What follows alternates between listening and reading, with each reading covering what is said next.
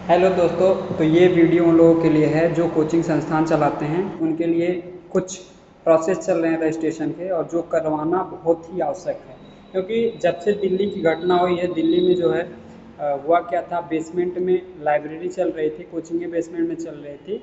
तो अब की बार क्या हुआ था, लगभग 2 महीने पहले बारिश में जो रोड के पानी थे वो सभी एक साथ क्या हो गए, लाइब्रेरी में पानी चला गया। और जिसकी वजह से क्या हुआ, उसमें बैठे बच्चे क्या हुए, लाइब्रेरी में डूब गए। क्योंकि जो दिल्ली सिटी हाईटेक सिटी है, वहाँ पे जो लाइब्रेरीज होती हैं उसमें क्या होता है, सेंसर होता है दरवाज़ों में। तो जिस वजह से बच्चे क्या होंगे, सेंसर जो क्या हुआ, ख़राब हो गया बारिश के पानी की वजह से।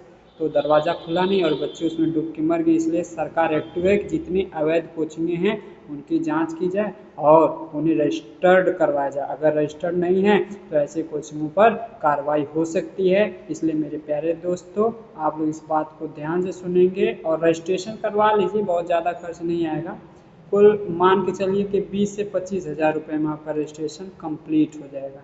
तो इतने के लिए क्यों आप परेशान हो रहे हैं? अगर आपके पास 100 से 120 के बीच में संख्या है तो करवा लीजिए।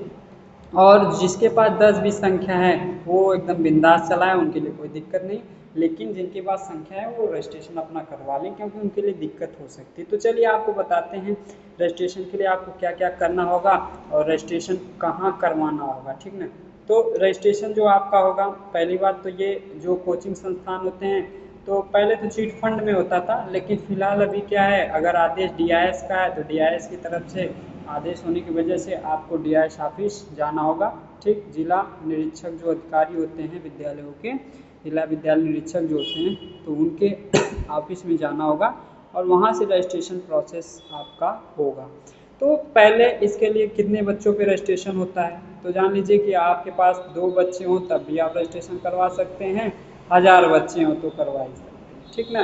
तो रजिस्ट्रेशन के लिए कोई वो नहीं है कि कितने बच्चों का आप करवाएं, कोई लिमिट नहीं है। रजिस्ट्रेशन करवाना बहुत ज़रूरी है, क्योंकि इस समय जो है जाँच बहुत चल रहा है, सरकार इस पर एक्टिव है। नेक्स्ट देखिए, डॉक्यूमेंट में क्या क्या लगता है, तो पहले मैं आपको बता दूं, सबसे पहले आपको एनओसी करवाना होगा, नो ऑब्जेक्शन सर्टिफिकेट जिसे बोलते हैं एनओसी को। मतलब ये फायर डिपार्टमेंट से होता है, जो अग्नि फायर वाले होते हैं उसके लिए सिलेंडर जो लगता है वो आपको लगवाना पड़ेगा, ठीक ना।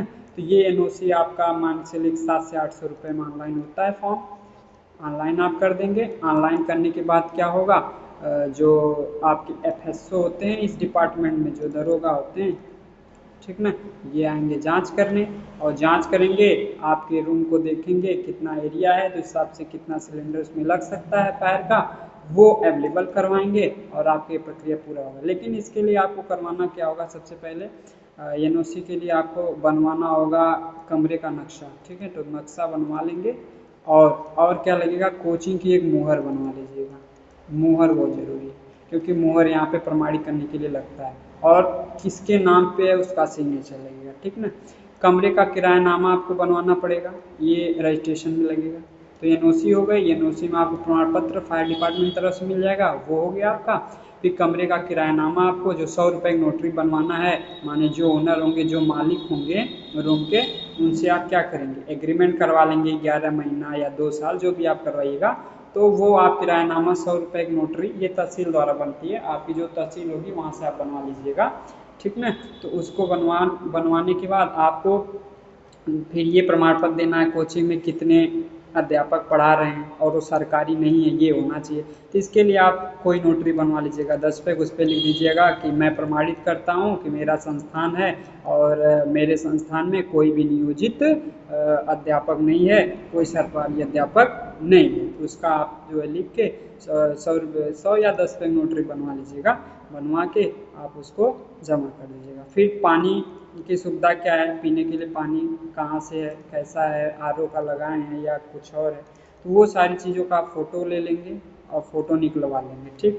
फिर शौचालय देखिए 2 होना चाहिए, ये बात है, शौचालय 2 होना चाहिए। अगर ये मेल और फीमेल माने जो गर्ल्स बॉयज़ हैं, दोनों के लिए अलग अलग से होना चाहिए, ठीक। अगर अलग अलग शौचालय नहीं तो आपके लिए समस्या आ सकती है रजिस्ट्रेशन में। उसके बाद शौचालय के बाद आपके पास पानी की व्यवस्था होनी चाहिए अच्छी, कमरे का नक्शा बनवा लीजिएगा, ठीक है। फिर आगे देखिए, ट्रेजरी चालान होता है। तो जब ये सब डॉक्यूमेंट बन जाएगा तो आप ट्रेजरी चालान करवाएंगे। ये जो मेन ब्रांच होता है SBI का, आजमगढ़ अगर आप हैं तो आजमगढ़ कर सकते हैं, आपका डिस्ट्रिक्ट जौनपुर है जौनपुर, गाजियाबाद तो गाजियाबाद, जिस डिस्ट्रिक्ट का है वहाँ मेन ब्रांच डिस्ट्रिक्ट में होता है, वहाँ आप जाएंगे। तो आपके पास जितने बच्चे हैं, मान लीजिए 50 बच्चे हैं तो पर बच्चे 100 रुपये लगेगा, तो 5,000 रुपये आपका ट्रेजरी चालान हो जाएगा। और उसमें आपकी जो कोचिंग की मुहर होगी, जो ओनर होगा, संस्थापक होगा, उसका सिग्नेचर लगेगा। ठीक, फिर आधार कार्ड, पैन कार्ड, जो अध्यापक पढ़ाते हैं उनका आधार कार्ड लगेगा, पैन कार्ड लगेगा।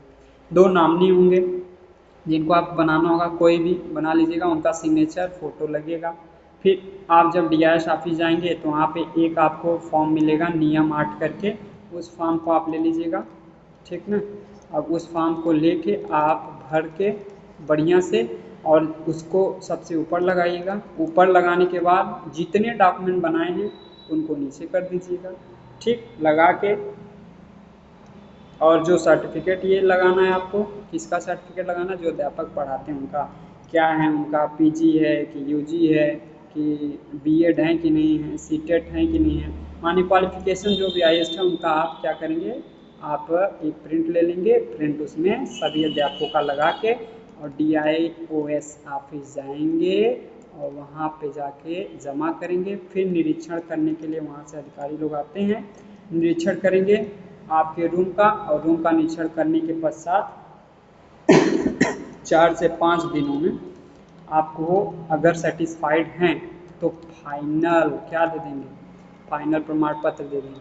हाँ, लेकिन एक चीज़ और है, अगर आपकी कोचिंग बेसमेंट में है, ठीक, तो बेसमेंट में जिनकी कोचिंग है, बेसमेंट वालों की कोचिंग का रजिस्ट्रेशन नहीं हो पाएगा। इस चीज़ का आप ध्यान दीजिएगा, आपकी कोचिंग बेसमेंट में नहीं होनी चाहिए, उसका रजिस्ट्रेशन नहीं हो पाएगा। तो DIS ऑफिस में रजिस्ट्रेशन का तो कोई फी चार्ज नहीं है, वो मे बी फ्री है, लेकिन वहाँ पे जब आप जाएंगे रजिस्ट्रेशन करवाने तो हो सकता है भाई अधिकारी हैं अपनी तरफ से डिमांड करते हैं तो 10,000 15,000 ऐसा कुछ हो लेंगे।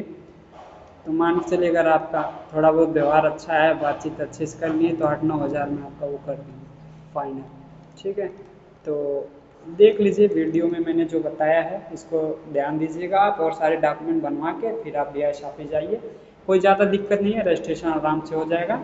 अगर मेरी वीडियो अच्छी लगी है तो लाइक करिए, साथ में सब्सक्राइब करिए। धन्यवाद, जय हिंद।